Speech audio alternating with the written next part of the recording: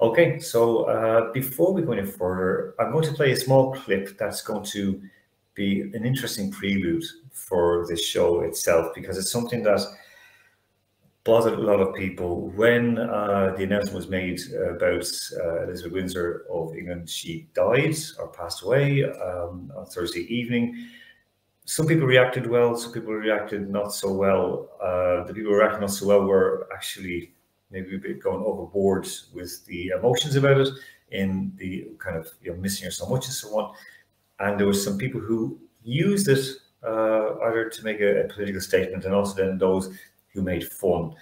Some of it tasteful, some of it absolutely tasteless. But this could be one of the reasons why the matches were postponed in Great Britain and Northern Ireland this weekend.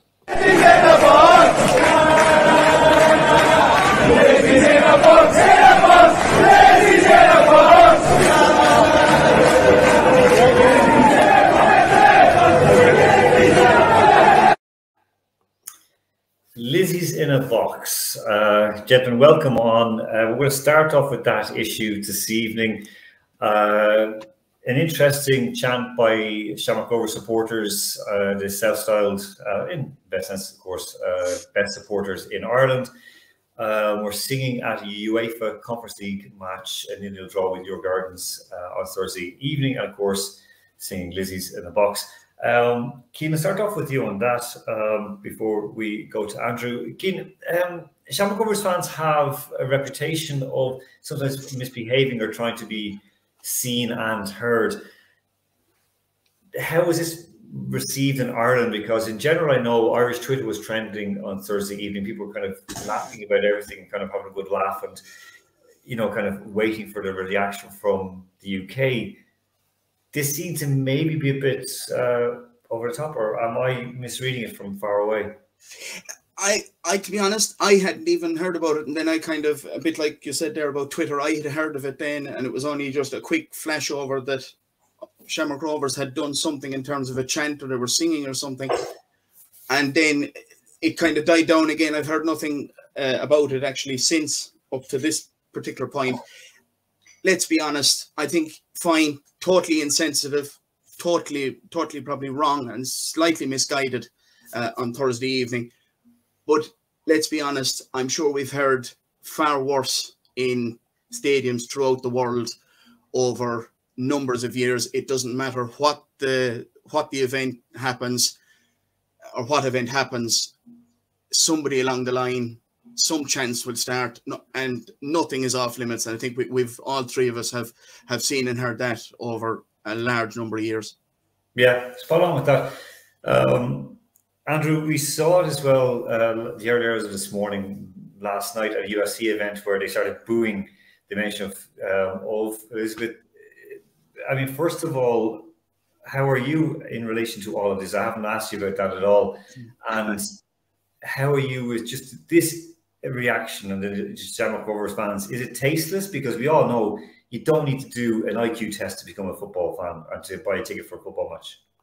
Well, it was, in short, yes, I think it was tasteless. I don't think there's much question about that.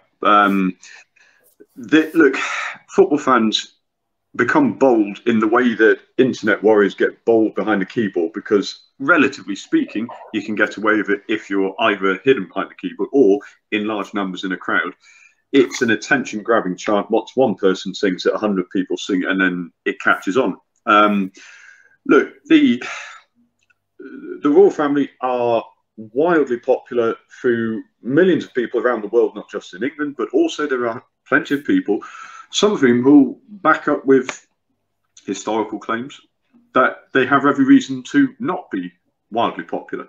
But I do think it is relatively tasteless, no matter what your opinion is in the immediate aftermath like that, to not really, you don't have to grieve if you don't want to grieve. But I do think it is tasteless to put out a chant like that. But again, I think about, like you mentioned, the IQ of a very, very large proportion of football fans. Some people wouldn't have chanted it had 100 other people not started it. And people follow like sheep. They follow along, and they may think it's okay to do so because a few hundred other people have done so. There's no point going into the historical background because everybody has a different side. And look, I'm speaking with two Irishmen. There's no point skirting around the issue. Royal family will have a different reception on either side of the Irish Sea. But I do think there's a time and a place to voice those sort of opinions, and preferably not in such tasteless fashion, I'll be honest. Yeah, I mean, I know Trevor Sinclair got absolutely horrifically abused and jumped upon on Thursday when he, from his personal point of view, again, his mom's Irish, his stepdad's Scottish, he's a Glasgow Celtic fan. He has been racially abused in the past. He has his own issues as well. And when he said that, you know, black and brown people have a different view on the monarchy, he was destroyed over it. They wanted him fired. And it was amazing that the lynch mob who came from, and I say lynch mob because these are the same people who in another time would, you know, go with a rope and try to string off from a tree. And the nasty racist language being used by people, so like, you know, don't you, like, you know, say something about our Queenie, and it was difficult. I'll add just one thing on this before we have a look at the matches being cancelled and called off. And again, one of the excuses given was this exact chant and the behaviour of fans or potential behaviour of fans, for example, in Liverpool or Glasgow Celtic, for example, or a host of other clubs who might have a different view from other fan bases. No, I don't know, Keane would concur with me on this, but I do have respect for what she did when she came to Ireland in 2011, which is a big step. She went into Croke Park. Speaking Irish language doesn't make a difference. That was just a little dot at the end of a sentence. But the fact she went to Croke Park, where, you know, 90 years before, Irish men and women and children who'd gone to watch a game of Gaelic football had been shot dead. That was brave of her. And there was an awful lot of that where she did do that. And we saw, for example, the Kremlin spokesperson, Dmitry Peskov, praising her. Like, the praise is coming. And in Russia, the praise for Queen Elizabeth was surprising. They, you know, a lot of people were saying it's really sad, and you know, they would miss her.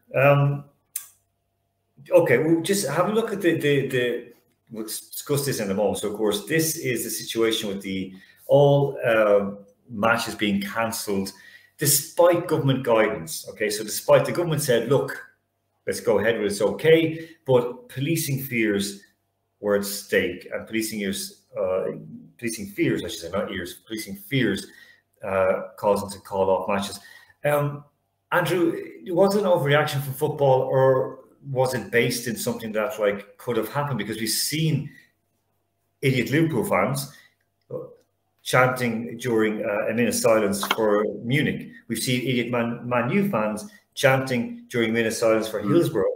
Would this have happened for the Queen as well? Well, it is the only reason I can possibly accept as justification for cancelling football games this weekend. And even then, I have to be honest, I find it fairly pathetic, to be quite frank with you, because there are ways you can avoid uncomfortable disturbances of minute silence. I'm not a fan of a minute's applause, and that wouldn't be appropriate at all. But we've seen in some sporting events already this weekend, and gatherings outside Buckingham Palace, people singing "God Save the Queen." Perhaps they could have played "God Save the Queen." That could have been one way of doing it. But look, it still comes back to the fact that when something like this happens, some people will want to grieve, some people won't. But you shouldn't dictate how people do it, and that's what frustrates me here. People are not stopped from going to work. Public services have not stopped working. In fact, the only thing that has stopped, public performances. You can go and watch live music in a pub. You can do basically anything except play football.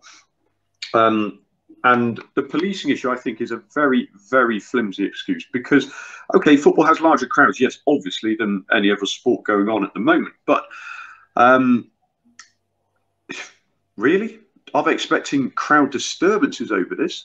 I could understand perhaps disturbed minute silence. That could happen. But well, look, it doesn't hold water because even then, Some people may not agree with me, but even then, I think you need to let that happen because the idiots will get called out. They will get found out. Those clubs who haven't self-policed or fans haven't policed around them, they will get called out like they should do.